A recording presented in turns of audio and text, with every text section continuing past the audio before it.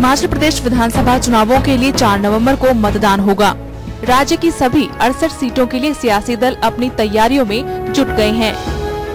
Day and night news ने राज्य की सभी विधानसभा सीटों का दौरा किया है और विधायकों, दावेदारों, मतदाताओं और राजनीतिक एवं सामाजिक कार्यकर्ताओं से बीते 5 सालों में हुए काम का लेखा जोखा लिया है।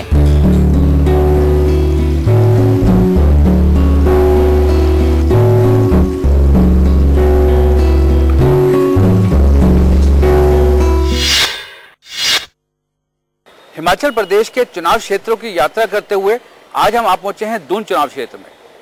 पिछली बार भाजपा के विनोद चंदेल ने यहां 18 साल से विधायक रहे चौधरी लज्जाराम को पराजित किया और यहां काबिज हुई। इन पिछले 5 सालों में कितना हुआ विकास और क्या रहेगी कमियां, आइए जानते हैं। सोलन जिले का दून विधानसभा क्षेत्र। दून नाम से आपको शायद इसे पहचानने में परेशानी हो, क्योंकि यहाँ दून नाम की कोई जगह नहीं। लेकिन अगर हम कहें कि ये औद्योगिक नगरी बद्दी वाला क्षेत्र है, तो आप इस इलाके को एक नजर में पहचान जाएंगे। दून विधानसभा क्षेत्र मैदानी और पहाड़ी इलाकों को मिलाकर बनाई गई है। बद्दी दून विधानसभा क्षेत्र का मुख्य कस्बा है, जिसे औद्योगिक नगरी के तौर पर ख्याति हासिल है। दून विधानसभा क्षेत्र में कुल 51,682 मतदाता हैं, जिसमें पुरुष वोटर्स की तादाद 27,246 है, जबकि महिला मतदाताओं की तादाद है 24,436। दून विधानसभा क्षेत्र कांग्रेस के गढ़ के तौर पर मशहूर है।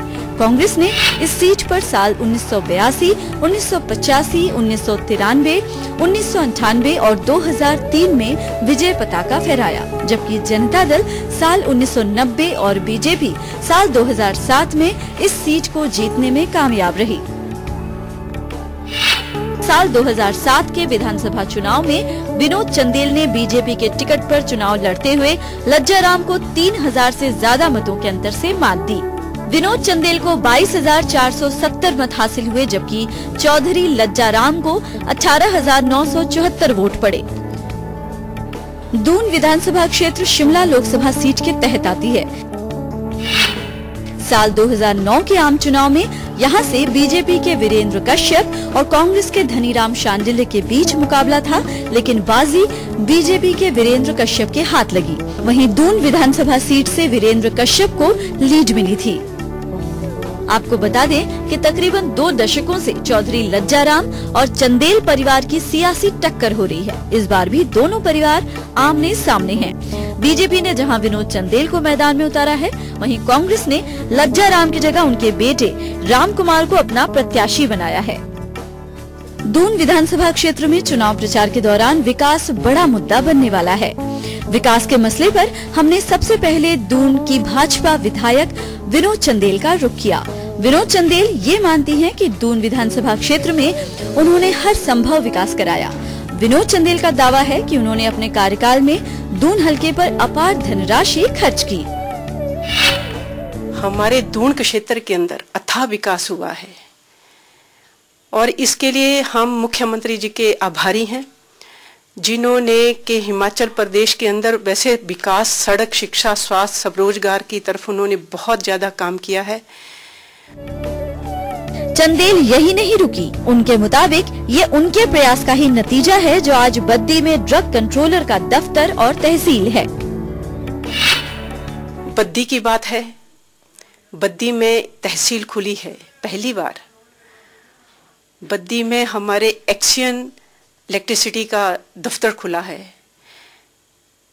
बद्दी के अंदर हमारे एक्सियन पोल्यूशन बोर्ड और आरटीओ के ऑफिस की अभी घोषणा मुख्यमंत्री जी ने की है, वो भी यहाँ खुल जाएगा, उन्होंने आदेश कर दिए हैं।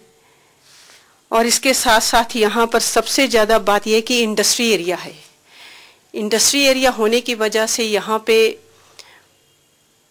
जो बाहर से लोग आए हैं, उसके लिए यहाँ पर जिला स्तर के एसपी की नियुक्ति की गई। ये मुख्यमंत्री जी के हम आभारी हैं। और इसके साथ साथ यही नहीं, यहाँ ड्रग कंट्रोलर का ऑफिस खोला गया ताकि इंडस्ट्री के लोगों को शिमला जाना पड़ता था। लेकिन कांग्रेस के प्रत्याशी रामकुमार विनोद चंदेल के दावों से संतुष्ट नजर नहीं आए।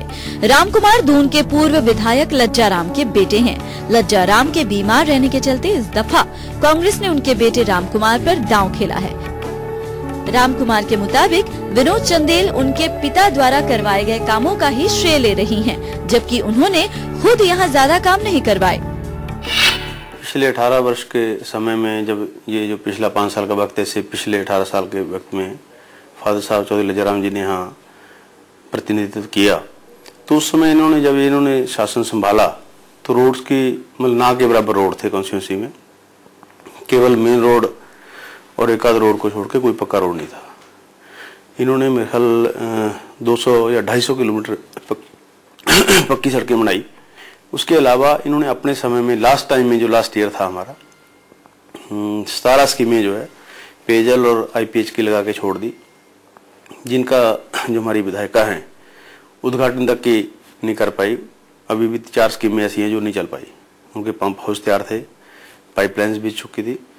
तो इस टाइप से मैं समझता हूँ कि विधायिका ने एक भी ऐसा नया काम, चाहे वो किसी स्कूल को लेके ले लो, प्राइमरी स्कूल कोई नहीं खुला यहाँ पे। अब इन्होंने अपने समय में 85 प्राइमरी स्कूल जो है खुलवाए थे, करीब 12 +2 स्कूल, 18 हाई स्कूल और 35 मिडिल स्कूल इन्होंने अपने टाइम में यहाँ दिए। दून वासियों के मुताबिक स्कूली शिक्षा तो फिर भी ठीक है, पर कॉलेज एजुकेशन के लिए बच्चों को नालागढ़ या फिर कालका जाना पड़ता है। नेशनल हाईवे भी बद्दी के बीच से निकलता है, जिसके चलते बद्दी में वाहनों की भारी आवाजाही बनी रहती है। लेकिन यहाँ सड़कें बहुत छोटी हैं, जिससे जाम लगता है और लोगों को भारी परेशानी होती है। जब हमने इस इलाके में लोगों से पिछले 5 सालों में विकास पर प्रतिक्रिया लेनी चाहिए, तो मिली जुली प्रतिक्रिया मिली। मुख्य समस्या सर जैसे सीवरेज की है, रोडों की है। सबसे ज्यादा रोड इतने गंदे हैं, हर आदमी परेशान होता है, जगह जगह जाम लगता है और सुविधा ना के बराबर है। मतलब पब्लिक परेशान है। पीने पानी सर बहुत गंदा है यहाँ पे। यदि प्योरीफायर है ठीक है, वरना बीमारी बहुत लगती है उससे। TDS बहुत है उसमें, 800-900 TDS है। इंडस्ट्रियल प्रॉब्लम सारी, पोल्यूशन है, उससे कारण ही सारी गंदगी है इतने। पहले हमारी तहसील कसौली हुआ करती थी, तो लोग जाते थे, बस सुविधा नहीं थी, तो उसमें सारा दिन कई बार वहाँ रुकने की वजह से और काफ़ी टाइम वहाँ लग जाता था। कई बार तो ये था कि काम होता नहीं था, तो अगले दिन लोगों को जाना पड़ता था। लेकिन जब से तहसील ऑफिस बद्दी में आया है, तो लोगों के सारे काम यहाँ पर होने लगे हैं। जो क्राइम था वो बहुत ज़्यादा कम हुआ। इंडस्ट्री एरिया होने के कारण यहाँ पे आपराधिक मामले ज़्यादा थे और गुंडागर्दी थी। SP ऑफिस आने से हमारी ट्रैफिक व्यवस्था भी बहुत अच्छी हो रही है और यहाँ पे जो असूलते हैं वो बहुत अच्छे हैं। हमारे तो बहुत काम हो यहाँ। पानी की समस्या, पानी की बहुत ही परकोटियाँ गाँव के बीच वहाँ डेवलप जाए और यहाँ पुल लगाए अभी तो, जहाँ सड़कें टूटी हुई या कुछ भी है सारी देखभाल, कहाँ बिजली का हुआ वहाँ भी उन्होंने पजाए है। काम बहुत करवाया MLA ने हमारे तो जो चाहने थे वही काम हुए। सब पानी की समस्या थी पहला, वो भी होगी। सड़कों दी पुलों दी थी वो भी पूरी होगी। अच्छे कारोबार हो गए सब दे। स्वास्थ्य के लिए सर इसमें ये ऐसे है ना कि हमारे यहाँ गांव में डिस्पेंसरी जो स्वास्थ्य केंद्र है वो बिल्कुल टूटा है, उसकी छत बेकार है, वो बनना जरूरी है। बेसिक फैसिलिटीज जैसे लॉ एंड ऑर्डर है, आपका स्कूल है, यहाँ कॉलेज नहीं है। इतना बड़ा शहर है, यहाँ कॉलेज नहीं है। उसके बाद सड़कों का बहुत बुरा हाल है, अनप्लान्ड सिटी है, रेजिडेंट्स के लिए यहाँ पे फैसिलिटी बहुत कम है। बद्दी के साथ बहती हुई सरसा नदी पे पुल न होने से कुछ गांव के लोग परेशान हैं। जब भी बरसात में ये नदी उफान पर होती है तो लोगों का गांवों में आना जाना मुश्किल हो जाता है और कुछ गांव तो पूरी तरह से दूसरे इलाकों से कट ही जाते हैं। मुश्किल यही आती है, पानी आया बारिश में, यहाँ पे पुल था पहले वो बह गया। अभी मुश्किल यही होता है जाने आने में, गाँव वाले को पैदल आना जाना पड़ता है, कोई गाड़ी नहीं जाता है, कोई चीज़ जाने का रास्ता नहीं है, बहुत दिक्कत होता है जाने में। मुश्किल तो यहाँ बरसात में बहुत ज़्यादा आती है, के लिए भी ये और स्कूल वाले बच्चों के लिए सबसे ज़्यादा है। पानी आता है तो बच्चे 3-3 दिन 4-4 दिन पार रहते हैं, आने जाने में बहुत दिक्कत है। वहीं यहाँ की विधायिका का भी मानना है कि यहाँ पुल की समस्या गंभीर है और ये काम उनकी प्राथमिकता में है। बद्दी सीतलपुर पुल जो है, इसके लिए हमने जो है वो एमएलए प्रायोरिटी में इसको डाल दिया है और इसकी डीपीआर बनकर चली गई है और ये डीपीआर नाबार्ड को चली गई है और जब वह नाबार्ड से मंजूर होकर आएगी तो इसके ऊपर बहुत जल्द काम शुरू हो जाएगा और इसके लिए ये मेरी प्रायोरिटी है, एमएलए प्रायोरिटी है।